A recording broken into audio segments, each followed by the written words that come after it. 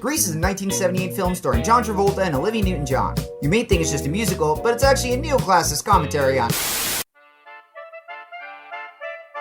The borders of modern Greece consist of the southern tip of the Balkan Peninsula, plus an extensive archipelago of around 3,000 islands. The earliest evidence of human settlement here is over 9,000 years old, so we can suffice to say there's a lot of history to cover. Hey, who am I kidding? We only have 5 minutes and things will start kicking off for us until the first Olympics anyway. So let's try and do them justice and make history today by starting with the cold open. Welcome to Greece. The summers are warm, the waters are stunning, and the terrain is darn hard to farm in.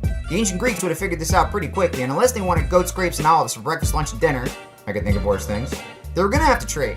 Facebook Marketplace was still a ways away, so the Greeks became master sailors with extensive trade networks throughout the Mediterranean Sea. The mountains of Greece impaired more than just large-scale grain production. Aside from providing super chill pad for Zeus, they kept Greece's settlements pretty well isolated.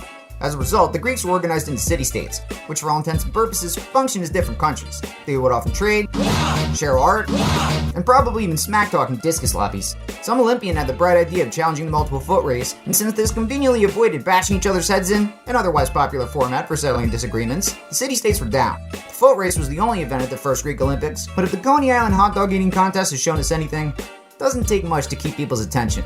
It's too bad they didn't have battle bots though. Operating in city-states does have its advantages. I mean, we saw how well that worked out in Mesopotamia. But you want more than just your neighbors at your back when the world's largest empire comes knocking. Greek city-states didn't just look at each other as enemies, they also formed alliances when tensions elsewhere boiled over. And to a Greek living in the 5th century BC, the nearby hostile Persian Empire would have taken up 2/3 of the known world. Based out of modern-day Iran, and no, that is not an overgeneralization, because its capital at the time was Persepolis. The Achaemenid Empire set its sights on Greece not once but twice, in 2 campaigns that you'll find in every middle school ancient history textbook. Textbooks were school guides used until the early 21st century.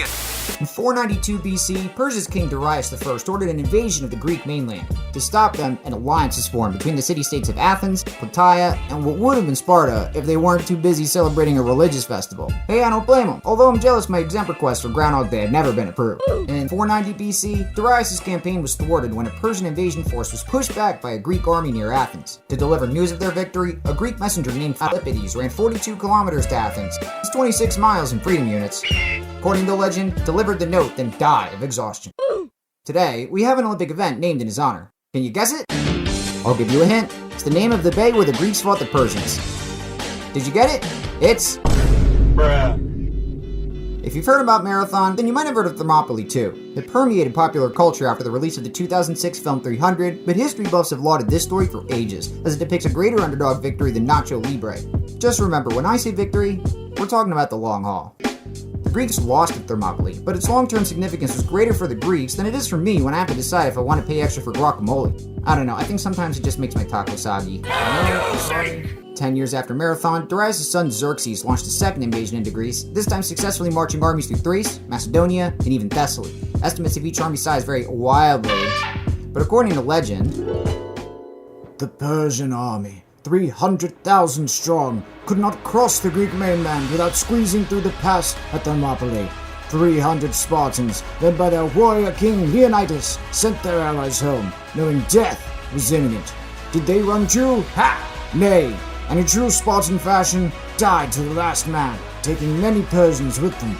And before Leonidas died, he spin kicked like 10 guys, he throws him a bow, and he shoots 5 swords out of 20 guys. So cool. Due to the bravery of the Spartans, the other Greek city-states were inspired to fight back. But the time the Spartans bought by fighting the Persians at Thermopylae, the Greeks pushed Xerxes' army back after the naval battle at Salamis.